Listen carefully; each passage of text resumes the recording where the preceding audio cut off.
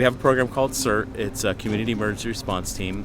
It's a class that we train folks, approximately 24 hours of training. It's a class held about 7 weeks long and finishes off with a full skills day. We teach folks how to do damage assessment, how to put out fires, how to do search and rescue, how to treat large groups of injured folks, how to run an incident command post, even disaster psychology. And the class, one of the finals in the class is actually putting out a real fire with fire extinguishers and things like that.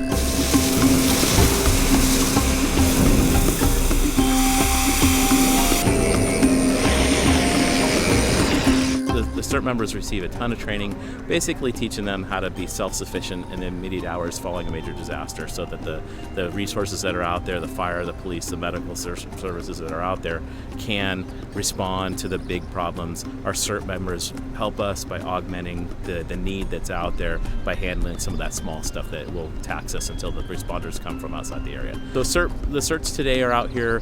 We have San Mateo's command post co-located with Belmont. Our CERTs are out working in the Parkside neighborhood in San Mateo. Foster City is also working with us today. They are working out of their command post in Foster City, and they're canvassing their areas. The scenario today is all about a health emergency, as if we needed to get emergency medication out to the community in case of a possible terrorist attack or a pandemic of some sort where people needed to receive antibiotics in an emergency fashion. So we are using a method called the push method, and what that is the health department uses push to get information or medication out to the community. They use a pull method to bring people into dispersion centers, but this is the push method. The idea is to see how long or how many homes we can get medication, or in this case we're giving away reusable bags for grocery bags and some disaster preparedness information to the community. But we're simulating we're getting out the medication. We're trying to figure out how long does it take to get to how many homes. So we have given them a 3-hour time period, and we're going to count how many homes our CERTs can get out and make contact with. It's fun to be involved in the community.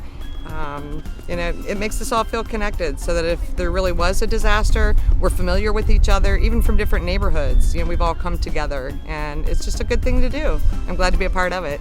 For the last 7 weeks, we've been teaching our students in a classroom setting all the things they need to do to be prepared, to learn about fire, when to fight a fire, when not to fight a fire, medical with the 3 killers, the things that kill people in disasters, light search and rescue. We've been teaching them how to manage teams, and it's been in a classroom in a tabletop format. So today is all about putting your hands on the tools and getting work done, actually lifting a heavy object with a simulated patient underneath.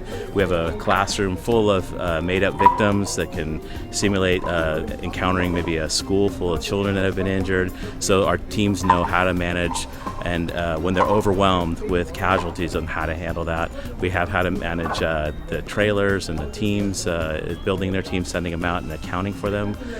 Number one, we're getting our CERTs out, we're getting them exercised, we're showing that we can put field command posts together, we can get them in an organized fashion, we can get ham radio communications back and forth.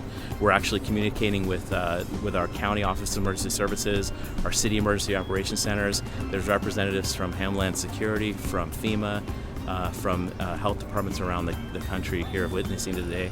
The desired outcome is to get all these groups working together, so when the real deal happens, that everybody's ready to go and we just go right to work.